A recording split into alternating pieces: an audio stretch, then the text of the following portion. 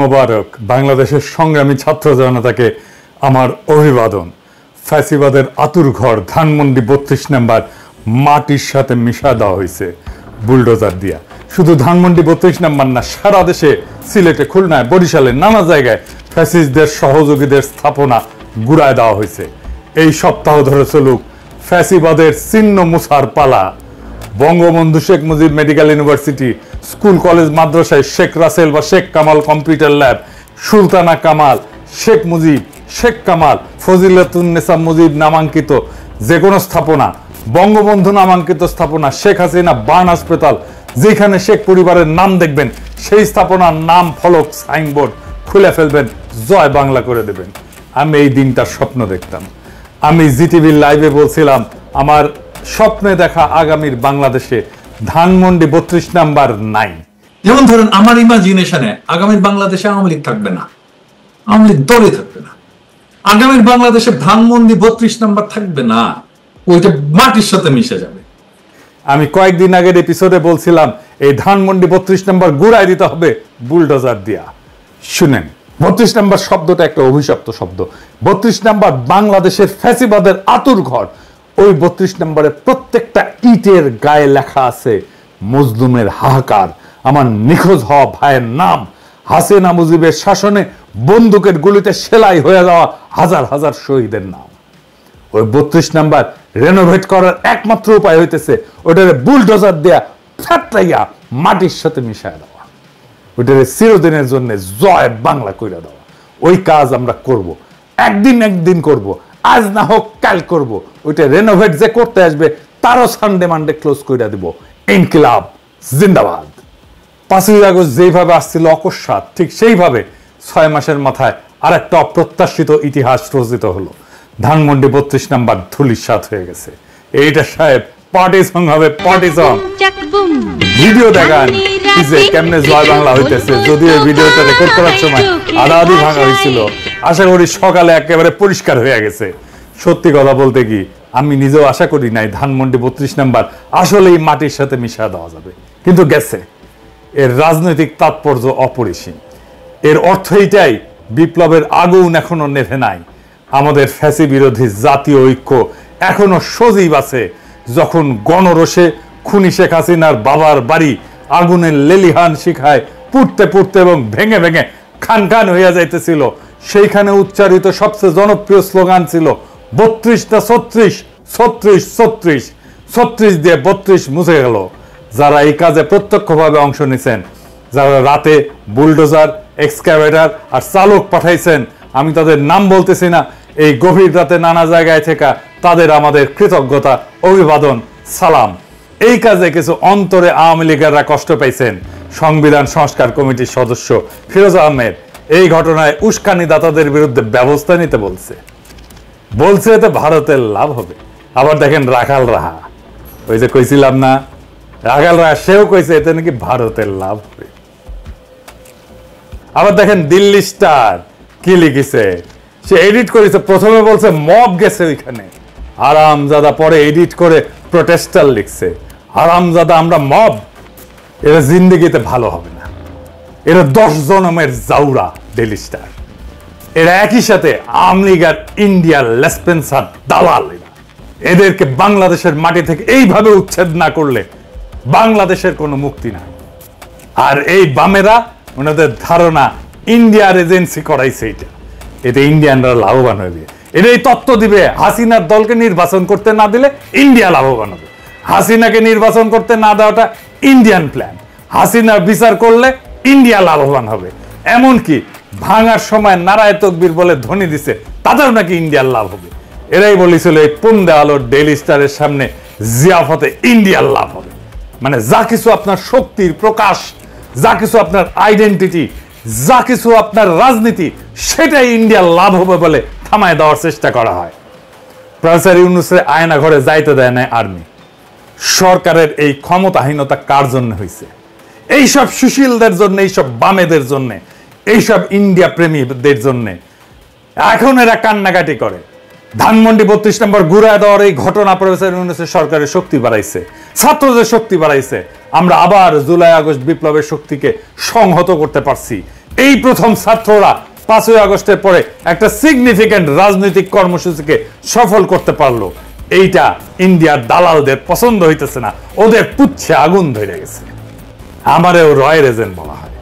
আবার এইদিকে আমার মৃত্যু পরোয়ানা জারি করেছে, আমার নাকি কোপানো হবে, অ্যাসিড ছুঁড়ে মারা হবে ইত্যাদি প্রকাশ্যে হুমকি দেওয়া হয়েছে।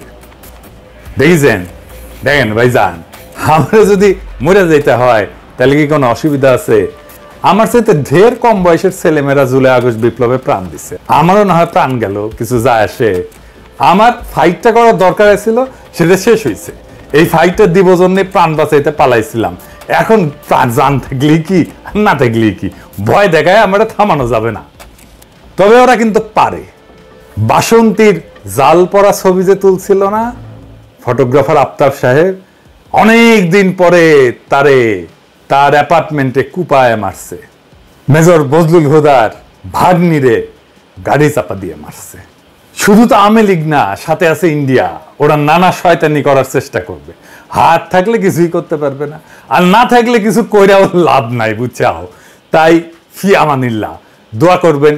এই মুহূর্তে প্রফেসর ইউনূসের সরকারের দরকার তার ক্ষমতাকে সংহত করা। বিপ্লবের শক্তি সংহত করছে তার শক্তিকে, প্রফেসর ইউনূসও তার ক্ষমতাকে সংহত করবেন। ওনাকে নির্দেশনা দিতে হবে, সকল সরকারি দপ্তর থেকে মুজিবের ছবি নামায় ফেলতে হবে। সেনাপ্রধানের দপ্তর সহ আমরা দেখছি সেনাপ্রধানের দপ্তরে মুজিবের ছবি পিছনে এখনো জল করতেছে। যে আয়নাঘর ভিজিট করতে পারেন নাই প্রফেসর ইউনূস, সেই আয়নাঘরে অবিলম্বে ভিজিটে যাইতে দিতে হবে। আমাদের এক নতুন পর্যায় শুরু হইল। ফ্যাসিস্ট চিহ্নের মূলোৎপাটনের প্রেক্ষাপটে জুলাই গণ অভ্যুত্থানের নতুন ঘোষণা, জেগে ওঠো নতুন বাংলাদেশ। জুলাই গণ অভ্যুত্থানে ফ্যাসিস্ট আওয়ামী লীগ শক্তির পতনের দিন 5ই আগস্টের মতো আজকেও গণ অভ্যুত্থানের একটা বিশেষ দিন। বাংলাদেশের দেশপ্রেমিক বিপ্লবী জনতা আবার রাখছে। এর মধ্য দিয়ে জুলাই গণ অভ্যুত্থানের প্রথম ধাপ পূরণ হইল। এখনই সময় গণ অভ্যুত্থানকে সফল করার জন্য সুচিন্তিতভাবে দ্বিতীয় ধাপে আগায় নিয়ে যাওয়া।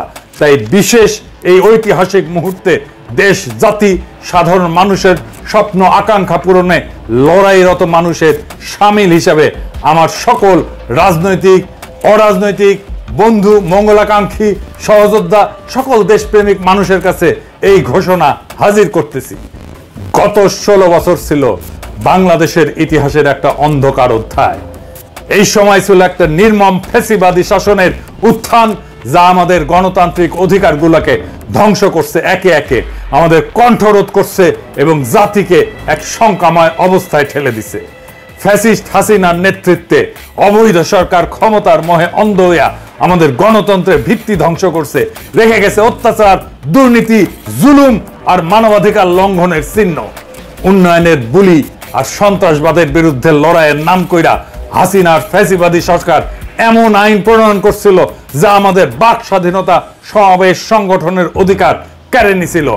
বাংলাদেশকে পরিণত করছিল একটা ক্লাসিক ফ্যাসিস্ট রাষ্ট্রের ক্লাসিক উদাহরণে। ভিন্ন মতকে নির্মমভাবে দমন করা হয়েছে, সাংবাদিকদের মুখ বন্ধ করা হয়েছে এবং রাজনৈতিক বিরোধীদের অপহরণ করা হয়েছে, কারাবন্দী করা হয়েছে, হত্যা করা হয়েছে, দেশ ছাড়া করা হয়েছে। আইন শৃঙ্খলার পরিবর্তে দেশ পরিচালিত হয়েছে এক নায়ক হাসিনা এবং তার মাফিয়া চক্রের ইচ্ছা মতো। আর বিচার ব্যবস্থা পরিণত হয়েছিল প্রহসনে।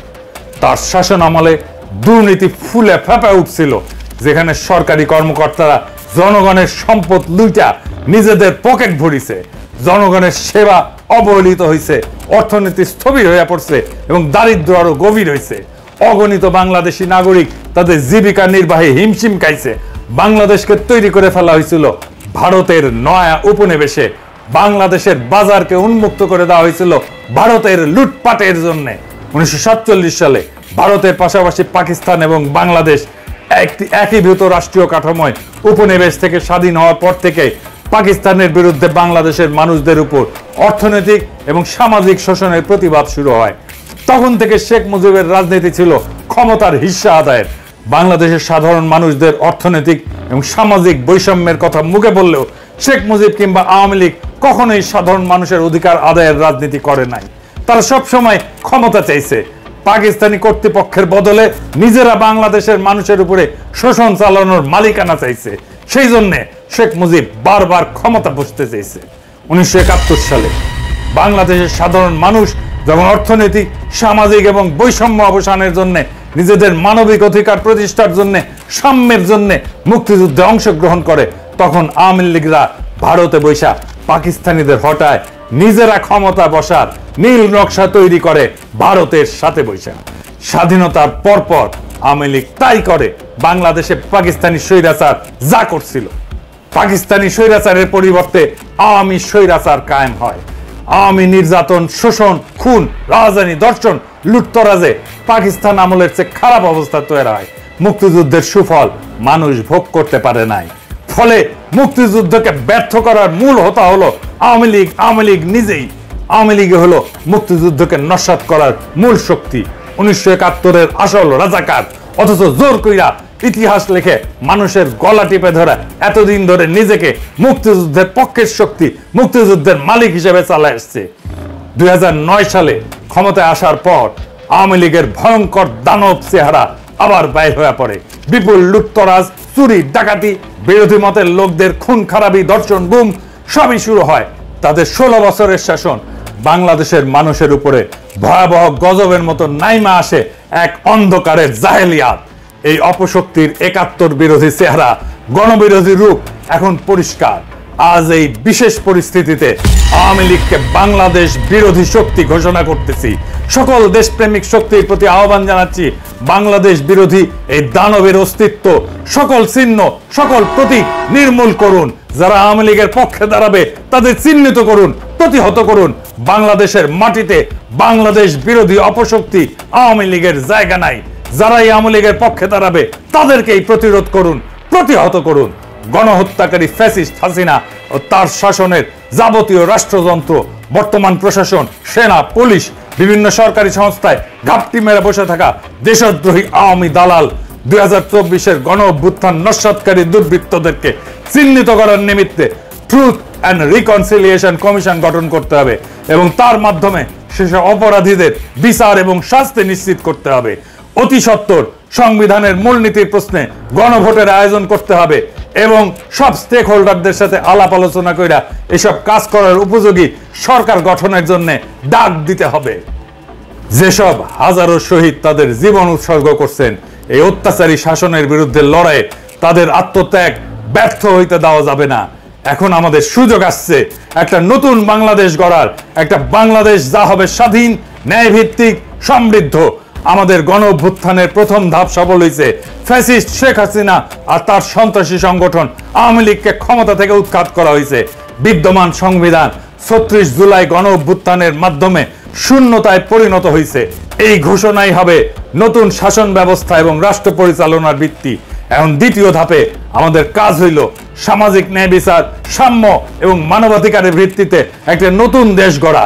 এর জন্য প্রয়োজন বর্তমান সরকারকে আরো বেশি অন্তর্ভুক্তিমূলক, আরো বেশি সম্প্রসারিত এবং প্রয়োজনে বিভিন্ন রাজনৈতিক দল, পেশাজীবী, ছাত্র জনতার প্রতিনিধিত্ব এবং অংশগ্রহণের ব্যবস্থা করা, যাতে জুলাই অভ্যুত্থানের সাথে থাকা সকল শক্তিকে একসাথে নিয়ে অভ্যুত্থানের জন আকাঙ্ক্ষা বাস্তবায়ন নিশ্চিত করা যায়।